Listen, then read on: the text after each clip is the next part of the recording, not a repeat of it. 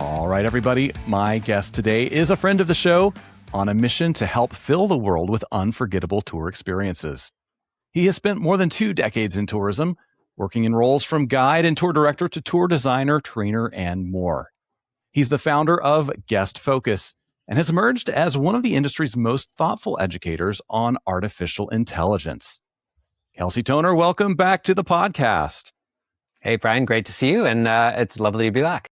Yeah, it's so great to have you back. Guest Focus has just taken off like a rocket ship in the 3 years since you have been on the show. Give us a quick update on what the past 3 years have been like for you.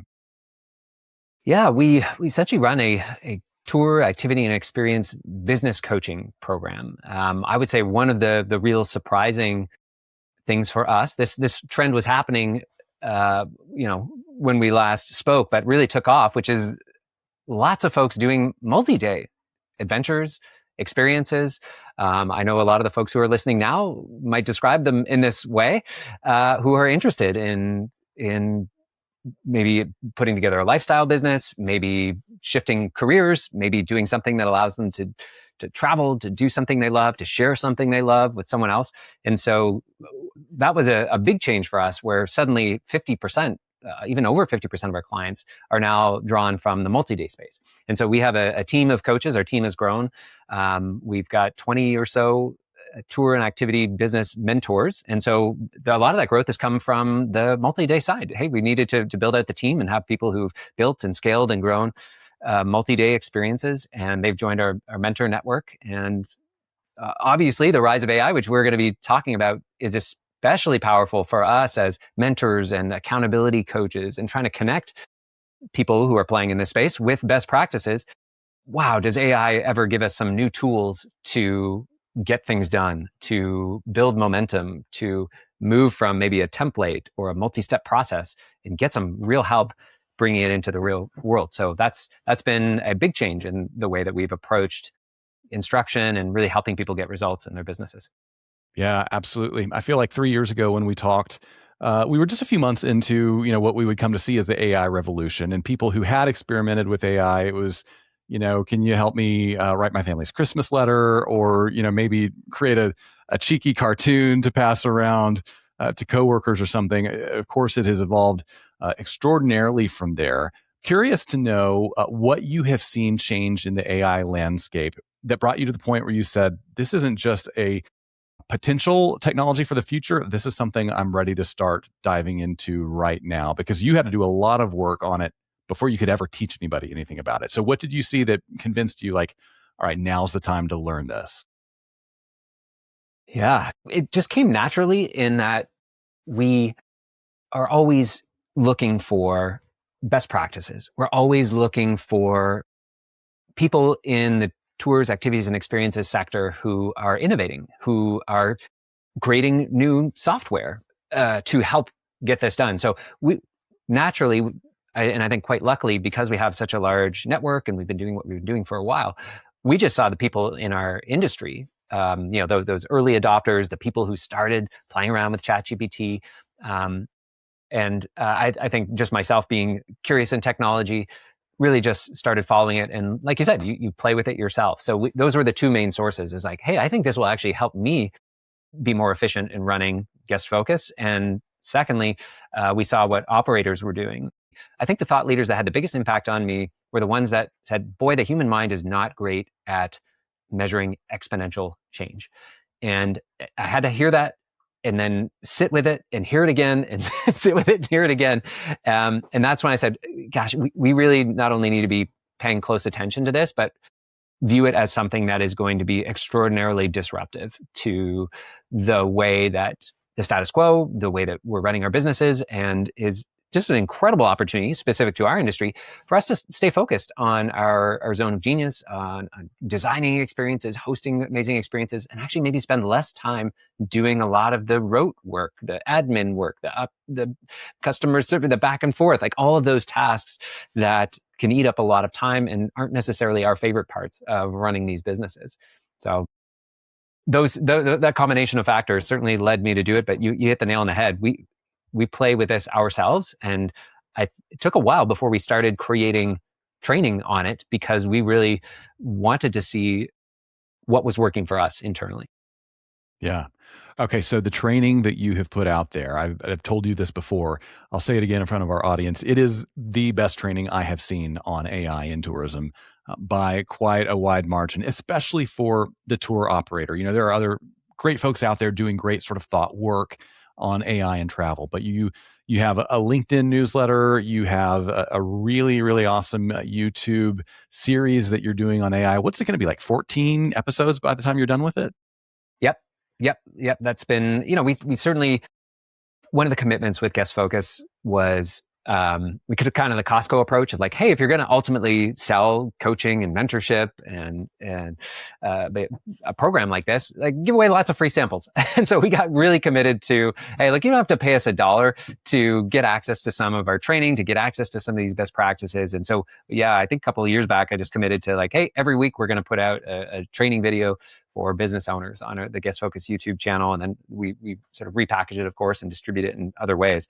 But yeah, this, like I said, we took a bit of a beat before rushing into the AI content. A lot of the AI content you see on YouTube is kind of headline chasing. I'm sure many of your listeners here today have even got fatigue from, oh my gosh, the next big thing, the hyperbole, oh, this changes everything.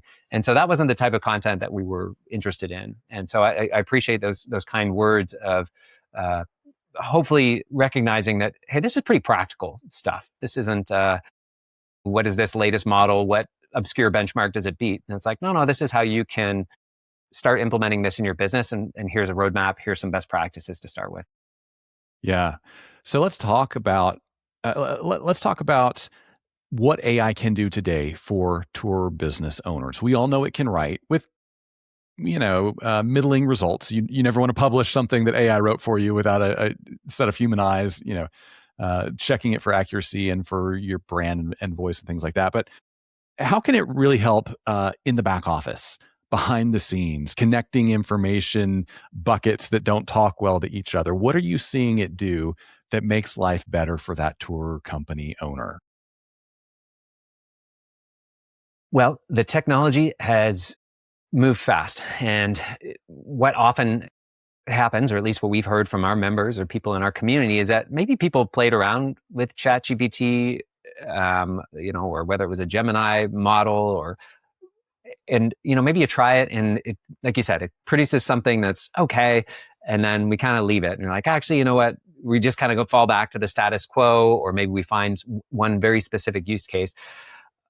We're firmly in the camp that, like I said, this is really a fundamental shift in the way that I think we as human beings are going to get stuff done. I don't want to get too far into hyperbole or exaggeration, but I've seen it in my own day to day. And we can talk about the different tools that are out there. But use this example of Claude Cowork. You may have heard this, but just to give you a sense of the transformation, when I'm going to get stuff done in just my business, and just speaking here generally as an entrepreneur, or if you've got a side hustle, we all have various projects, whether it's a business or not. Maybe it's just a passion project or things in your personal life.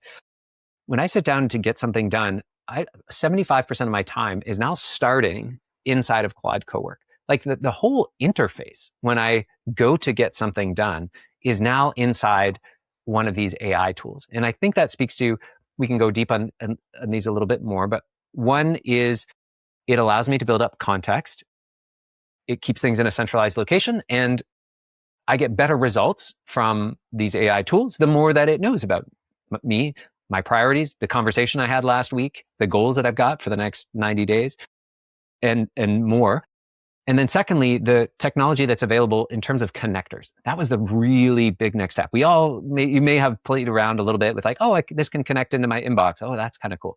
Now you can connect an AI tool into every single piece of software, essentially, that you're running your business on. And not only does it connect into them and like, oh, I can pull some information from there, or I can go and just be like a read only, but now it's actually able to manipulate that data, those files. It can create obviously emails for you. It can build multi-step and really complex processes. So that has been especially over the last year, new technology that has arrived that is so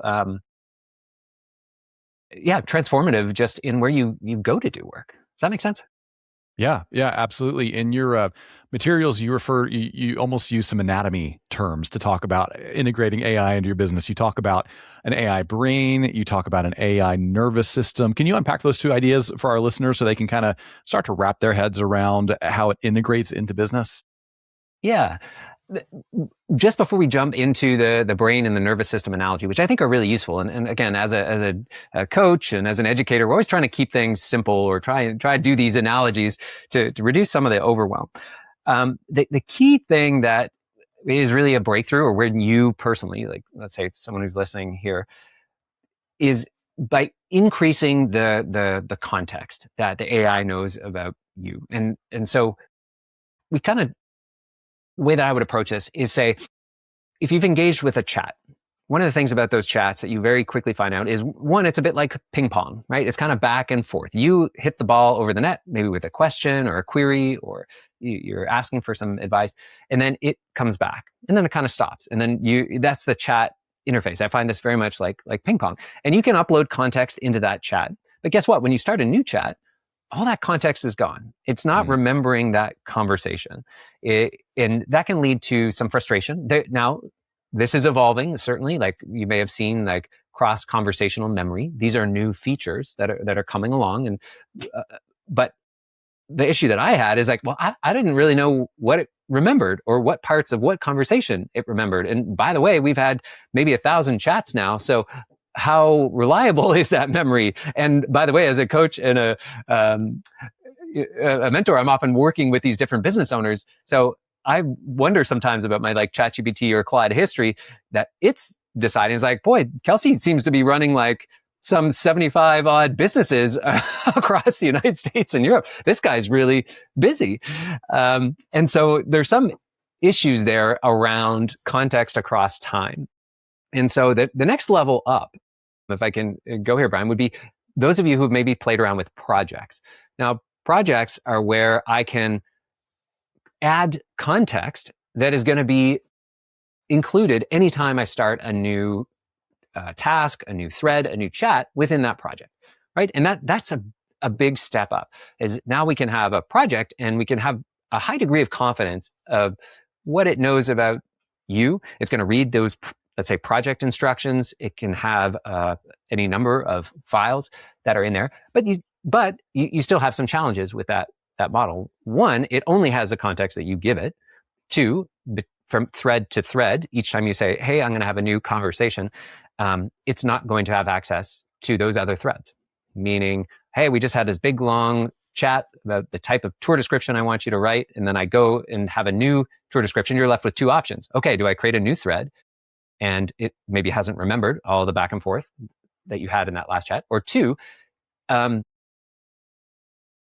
you go back to that same thread. And this is something I really want to hit home. We do it in the series, but what happens when you go back to that same chat is that it gets compressed over time. As you can imagine, you have big, long conversations. Maybe you've responded to all of your reviews in one long chat, or you're doing tour description, just because we were talking about doing tour descriptions, and you keep going back to that one long chat. Well, the issue here again is one of memory that gets compressed. It is deciding, yeah, okay, what should I remember from these previous conversations? And again, we're into a position where you may not know what it's remembering. Does that make sense? Of sort of two levels. Yeah. And then now, if you have any questions there, or want to explore that further, I know some people are just at that level, and I don't want to undersell projects. Projects are a fantastic way to avoid this trap of, well, I just keep going back to the same thread, right? We've got that one thread in ChatGPT, and we just keep going back to it anytime we need to do that task. There's this degradation of memory over time. And to avoid that, you can have a new project. And no matter what tool, in Gemini, they're called gems. Claude, they're called projects. ChatGPT, they're called projects. That can be fantastic. But the issue, secondly, is we're not giving it near enough context in that project, right? You may be just giving it some snippets, but if you take a step back and think of everything that's in your brain, everything that about your organization, your goals, all of that context is not necessarily all of it, but a lot of that context is pretty relevant to getting the best possible results. And so then you're kind of stuck with this game of like, okay, well, just how much context should I be uploading into each new project? Or do I have one project that I dump it all into? So those are some of the challenges that we found. And gosh, we hear members of our program come and they have these frustrations where they're like, I told you that already, right? Or like it keeps making the same mistakes. You recognize that this is an incredibly powerful tool, but you're frustrated by the repeated mistakes that it seems to be making, or that it's giving you that output that you have to correct over and over again. And yes, it's powerful. Yes, I know I can give it feedback. That's a beautiful part of this feature, but I'm tired of giving it the same feedback over and over again. Yeah. So the projects, is this where you grow the context from saying, hey, I'm going to upload the itineraries for our 5 most popular tours, so you know how to help me write marketing copy. But then you go beyond that and say, I've aggregated 10 years of guest reviews. I'm also going to upload that here. And I've scraped a bunch of stuff off social and I'm going to put that here. And I've got guest survey data and I'm going to put that here. And by putting it all there, now you're giving it a more robust feature set to market your product, let's say, write your marketing copy or your social post or something with more education, more context. Is that what you're talking about? Yes. I would say at this level, there's 2 documents. And if you go through the sort of intro to AI series on our YouTube channel, we kind of start here and then we build up to the AI brain, which we've stuck a pin in. We're going to come back to that. But yeah, at this project level, the 2 really important documents that we encourage you to create, and you can actually use AI to create these, is one is like a business profile. And so in that business profile, think of like a 10-page, Word document or Google document that gives a lot of that context about obviously who you are, but what you're up to, really get into some of your vision, your goals, the values of the business. Of course, your brand and voice, people are pretty familiar with that. Like, hey, the more instruction I give about how I want you to sound or how I sound, here are some examples. Your products and services. What are the things that you sell? What are some examples? What are things you've sold in the past? What are your assets, like website? What is the software that you use to run your business? Hey, who's on your team? Like that even at a sort of 101 level, right, can be a 10-page document. And we actually have a prompt that can help you build that, because basically that information is either in your head or it's spread around a lot of places. So that document is fantastic to use for any new project. Always, always, always include that. And it's quite a bit of text, so it doesn't easily fit into like the project instructions. That's why we're typically saying, hey, attach this file anytime you're going to have a conversation. And that's at least going to get the baseline, and it's going to help avoid a whole lot of mistakes. The second really key piece of context for almost every single chat would be who you're serving. And this comes back to guest focus. Your ideal target guest, your ideal target client. You may have had over the years or in the process of creating ideal client avatar. Maybe you've heard that before. Mm-hmm. That avatar, again, think more of a detailed 10-page document around who is it that you are serving? What is the problem you're solving with your products and services? Really go deep. That's the key to our guest focus formula. And when we looked out and saw, hey, what are the most successful tour and activity operators doing? How are they building momentum? How are they getting product market fit? How are they scaling and growing their profits?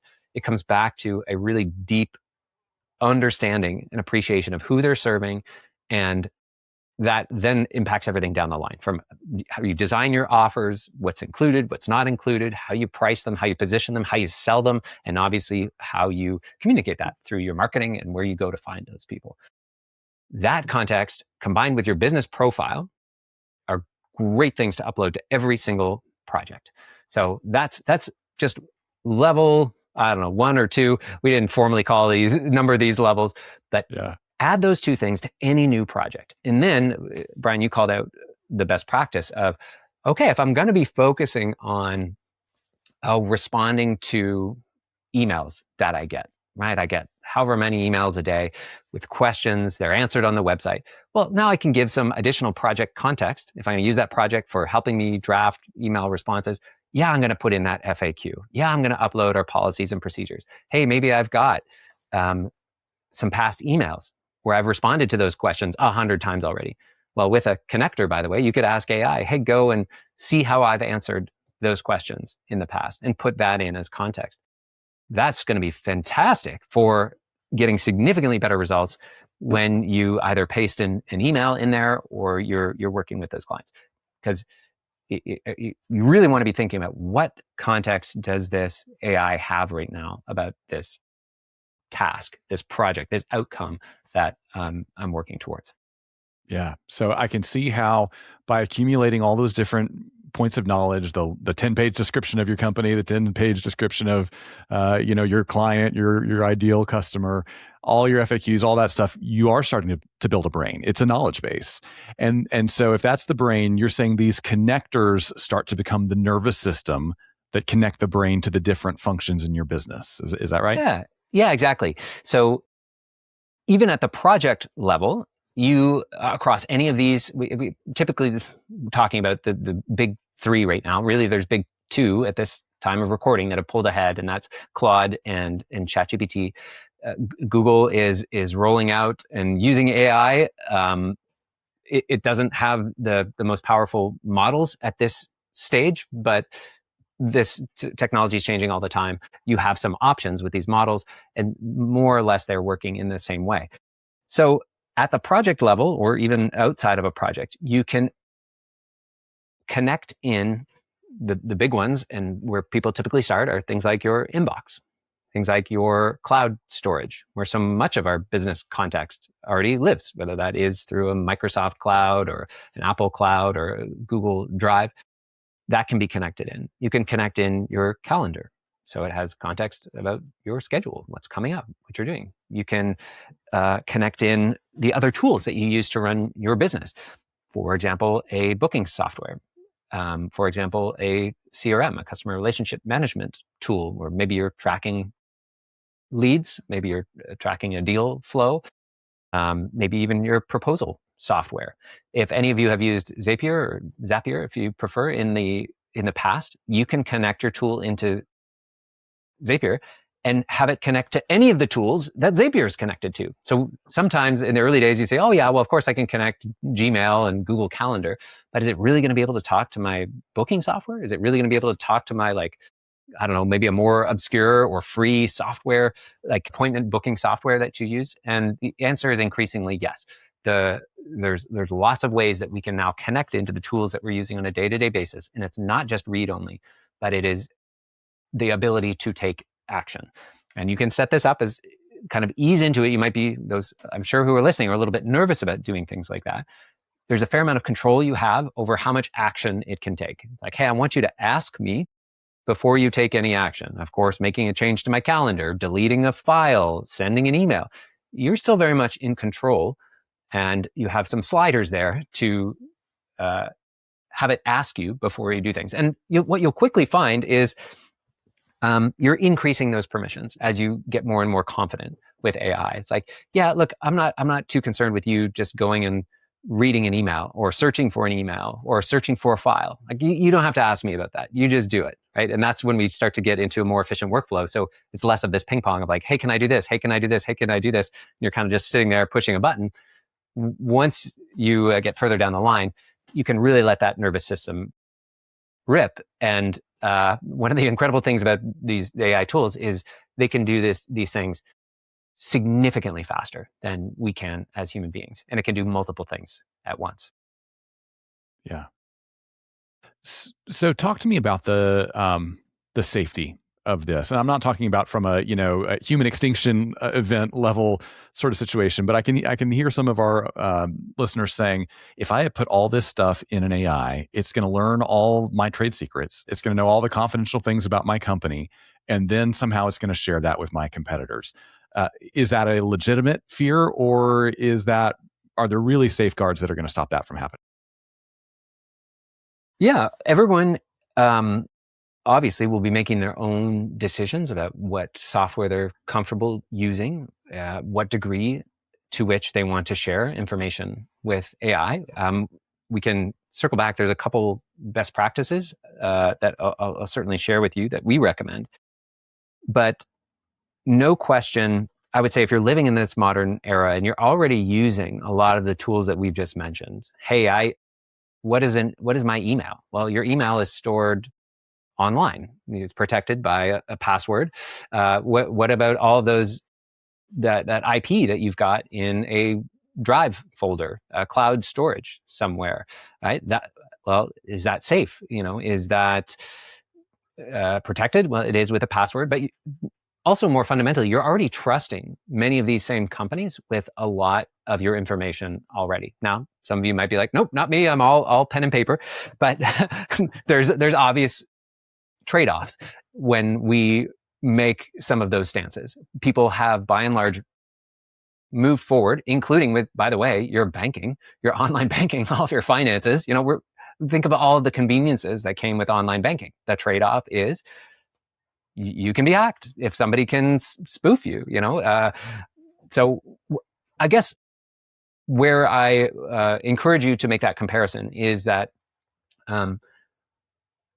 if you continue to have the same degree of comfort sharing this information, essentially plugging in what is already stored onto a cloud to this AI tool, there's going to be extraordinary benefits in terms of getting better results from AI, really unlocking and unleashing some of the most impactful sides of AI. You're going to very quickly hit the wall of what's possible if you're cutting off that nervous system.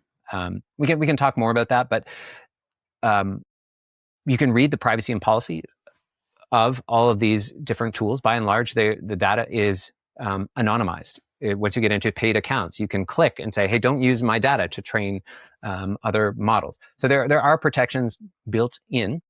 I think also just the widespread use and adoption, I think also speaks to it. Hey, like, who was the first online bank the first bank to release these online portal? Was there initial nervousness? Yes.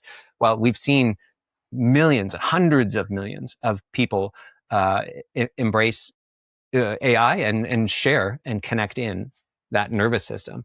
And so I think that also speaks to how seriously these companies are taking it. Now, what are some of those hygiene and sort of best practices? Okay, if Kelsey, if I'm going to take a few steps in those directions, one, familiarize yourself with the terms of service, the privacy policy. It's a big, long document. You can even have AI. What's incredible about AI is you can ask for help. It's like, hey, can you tell me about how you're using my data? It's like, hey, I'm nervous about plugging in my booking software. Hey, I'm a little bit nervous about connecting QuickBooks. Can you talk me through how that data might be used? How can I do this in a safe way? Right. And it can actually walk you through, hey, here's some recommendations. Hey, here's how we actually use your data. It is this sort of meta level of anytime you're confused about how to use this technology, if you're nervous about moving forward, or you want to navigate a pathway to using it safely or within your comfort zone, you can ask it. And you can ask it in plain language. And it's incredible at making complex things more simple. So that's one. Secondly, yeah, I would not be putting your credit card information into there. I would not be putting passwords into there. It's one thing to have a connector where that password is ultimately still rests with you, or whatever two-factor authentication, which is another best practice, lives with you. I've just temporarily giving access to this tool so that I can turn it off and I can disconnect it when I want it. But when I've given the context where I'm like, hey, here's my passwords, here's my PIN numbers, here's my credit cards, you're now losing that ability to do so. So I would say be very careful around sharing passwords. You definitely do not want to be sharing passwords with your AI. If you're even just sending it over email or phone number, that's just, in this day and age, a best practice. And then turning on two-factor authentication or any kind of bio thing. Like if you can attach it to a Face ID, a fingerprint sensor, two-factor, where it maybe is connecting to another device to really verify, hey, is this you? Hey, let's ping your cell phone. Hey, let's use, give me the code that's in your authenticator app. All of those things are going to help you with the protection layer. Yeah. Yeah. Excellent.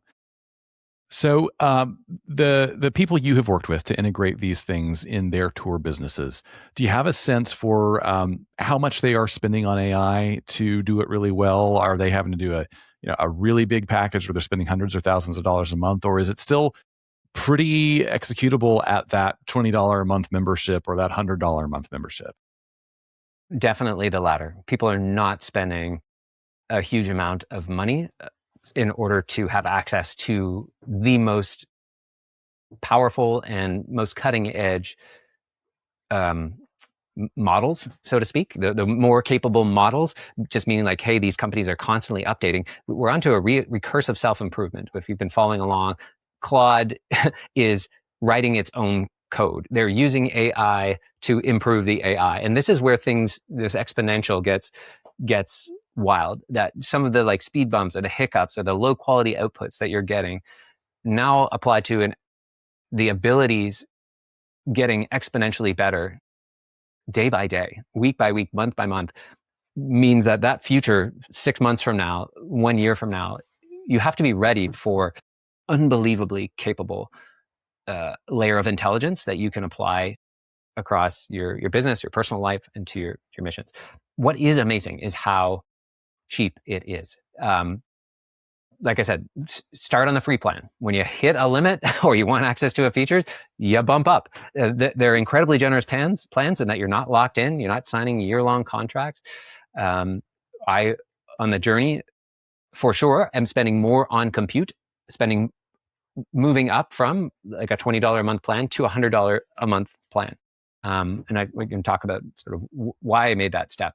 But even that is a relatively nominal increase for the amount of workflows that it is able to do for me, the amount of just human hours that it is replacing.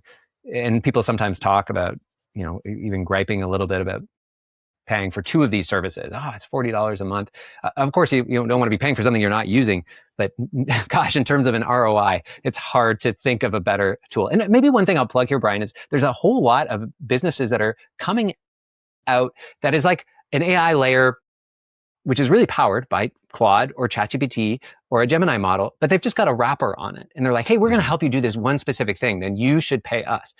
I would encourage many of you to, you can certainly play with those. And if it's saving you time, it's making your life easy, then do it. But just know that it's almost certainly possible to replicate that exact same results with one of these core models, meaning that it's incredibly easy to, whether it's like vibe coding these days, you just describe what you want, whether that's a piece of software, whether that's a website, whether that's a function in your business, you can just describe it in natural language. And these AI models will work with you to bring it into reality. So that's where I would say be a little bit skeptical of companies that have a very specific, it's sort of that SaaS model, software as a service. And if you stacked all those up, there's going to be some people that, oh, pay us for this, pay us for this, pay us for this. And then you can get into, a few $100 a month. That's the world we are coming from, right? Where you've got the Calendly subscription, the Canva subscription, and maybe that's $400 or $500 a month, depending on how many of these you're ultimately using. That's really the disruption that's coming, is that a lot of those capabilities are now being folded into the core models. I'm curious, can you tell us one super cool thing you've seen a tour operator do with AI in the last few weeks? I'd love to. I do want to circle back to that AI brain. And maybe just to tease what's available in that series. And then can I come back and answer that question? Yeah, sure. Okay. So the next level from projects as you go up, and we cover this in the series, is this notion of building. It's really context engineering. It's now saying, well, I don't want you to just know all this context about that one specific use case, but I would love to have you know all of it. And of course, you're not going to need to know all of this context about my, use all this context all the time, but I would love for you to be able to access it should you feel you need to, or should I ask you to go and see it. And so that's that kind of step up from sort of a 101 kind of context engineering, where we've got a static document that describes your business and goals. But guess what? I bet your goals change. I bet your business changes through time. And so very quickly, we got to keep that document up to date. So that's where this move to creating an AI brain came in. And that's honestly where I saw the biggest transformations. We're coaching our members on this. You talk about, hey, what is one of the coolest things they're doing? It's these business owners that are investing in building out an AI brain that has context across time. And essentially it's a mini like wiki or a mini database of your organization, of your brain, of who you are. And so this AI brain builder prompt is something that we put together.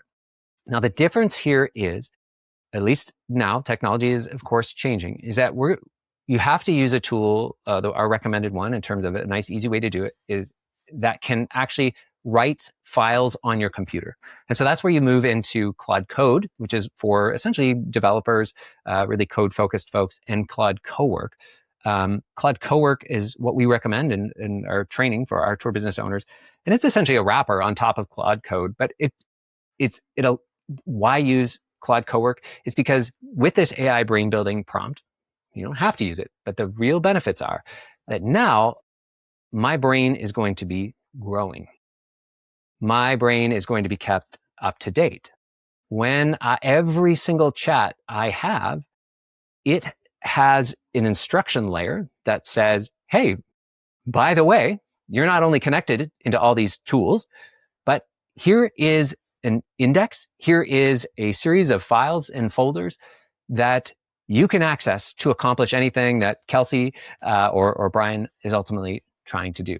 And that's where the richness of the context grew. So some examples, what was a really cool thing. We helped an operator who was writing their tour descriptions, and they had social proof all over the place, right? For a day tour operator, this is a little bit different, but you might have it in TripAdvisor, you might have it in Google reviews. For multi-day, same sort of thing. Maybe they're internal reviews you have. Maybe it's in your inbox. And so using a tool, there's a great little tool called Apify, A-P-I-F-Y. You can plug this in, this nervous system, and suddenly you have this new ability. And we said, okay, can you go scrape all of our reviews or go pull all of our reviews across Facebook, TripAdvisor, Yelp, what have you, and pull them into our brain. Oh, and by the way, I'm going to upload these ones that we received by email or from an internal feedback form. And now all of that context is stored in simple text files on my hard drive, but it's inside my brain. And so now it can access those, maybe when I'm writing a tour description or doing a landing page or a sales page or an email. Maybe I'm responding to a concern and like, hey, look, Sally had this same concern. I just wanted to share her experience with you, right? Or maybe I can analyze those reviews, right? I could say, hey, what are we doing really well? Where are there opportunities? What are we overlooking? That's just an example of once you add that context, it's now permanently there. And so that's why we shift over to, you can't really do this with Claude in a browser or let's say ChatGPT in the browser, the way that we traditionally use it. Same thing with projects. They're all living in the cloud. So what this AI brain builder tool does is closes the gap between what's in your brain, what you know about your business. Like Brian, if I asked you like to do a fairly complex task, the typical workflow is, oh yeah, well, I log into my email to go get this. That's stored in my brain. I just know that so-and-so is a client of ours. Then I've got to go over and get this, whatever invoice template over here. Okay, I use this contracting software. Imagine the AI tool knows all of that. And by the way, is connected into all of that. Suddenly this complex multi-step thing that you have to do, where maybe you were logging in to some, 6 or 7 different portals, it all did in a flash of a second. And this is where the skills, which we probably won't go into too much depth on, but skills are essentially anything that you are repeating in your business, something that happens over and over and over again. Well, I want those skills to be self-improving as well. Or at minimum, if not self-improving, like anytime I give it feedback, I'm like, no, you didn't do this invoice right. Or no, I would never say something like that. It's going to remember that. And the next time, I'm not going to have to tell it again. That's the power of this AI brain, and an AI brain that has context over time and improves over time. So that's that third level where I would say if you've been playing around with projects but still have some frustrations, we actually have the AI brain builder prompt that we put together and are happy to share with your audience. We can share where you can get a hold of it and you can play with it. And in there's an instruction document that'll walk you through so it's not so overwhelming. But that's that third level where we're setting ourselves up, Brian, really for, we don't want to say it yet. The technology is not quite there yet. We're a little bit nervous. We're towing into this. But once you have that AI brain and AI nervous system, now we're able to schedule tasks when you're sleeping. Now we're able to have multiple AI agents or multiple workflows happening simultaneously. Now we're able to have triggered events. Eventually, potentially even AI employees or AI staff who have roles, who have responsibilities, who have deliverables. And they don't have to be bothering you every time. Hey, can I use this tool? Hey, where does this live? Hey, what do I do? Or just guessing or making that stuff up. This is that power of the AI brain for you, and then ultimately, obviously, a broader AI brain for your business, your organizations, that will allow that truly agentic workflow that you hear lots about, but you're setting yourself up for that world once we start doing this context engineering. Yeah. Yeah. So, Kelsey, your team has set up a free download of this Brain Builder prompt. Tell the people where they can go to get it. Yeah. So at guestfocus.com/gathergo, just one word, GATHERGO, you'll find that AI Brain Builder prompt. And what's nice about this is there's an instruction section at the top, and you can put it right into your tool of choice. It's a step-by-step walkthrough. And you can also find a series where we go into a little bit more detail about these different levels of AI, how to ascend this ladder, let's say. And that you can find at over at our YouTube channel. If you just search Guest Focus, you should be able to find that AI training series that you kindly mentioned off the top. Yeah, absolutely. Well, it's been a blast. There's so much to learn here, and I know that people are going to have questions. We're going to link to you and Guest Focus and all the different ways that they can follow up and get these details. But I just can't emphasize enough what you're saying, that this is not we're going to eliminate our entire staff. This is not our businesses are going to be taken over by computers. This is a way for you to extend the kind of service to your customers that they deserve, because you have the bandwidth and capacity to do it, because you're not trying to hold a half dozen parts of your organization together with your own mind power. And that's what excites me the most. I hope it's what excites other people the most as well. Look, it is pretty much any sort of white collar work. If you're sitting in front of a computer and you need to move information from here to here, or, in the multi-day context, the last example I'll give was this fellow Tom. He had bookings coming in from his booking software, but then he needed to process it. Then he needed to reach out and get passport information. Then he needed to put it into a different format. Then he needed to send it to a DMC. Then he needed to send that over to a hotel. All of that, we were able to build a workflow that could do it in minutes. And it just sort of blew his mind of oh, wow, that's 5 hours of my week. Every week that I just got back. And we're not saying you don't have to double check it, and not saying it might break, but these are superpowers. And don't hesitate at all to reach out if you're curious about those superpowers, or you want to get them for yourself. We're sharing those best practices, and it's a pleasure to be here with you today and share some of those with you. That's amazing. It's a pleasure to have you as always. You will be back. Kelsey, thanks for joining us. Thank you. Hey, thanks so much for joining us for this interview. I want to let you know that conversations like this are just part of what you will hear if you tune into a full episode of the Gather and Go podcast. When you listen, you'll get travel news you may not hear anywhere else, along with some really helpful road tips, some smart analysis, and maybe even a hot take from me about issues that are impacting travel right now. Now, you can hear this full episode along with many others by searching for Gather and Go in your favorite podcast player. Or you can click on the link right below this video, or one of the videos right here to my side. Thanks for watching. We'll see you again soon.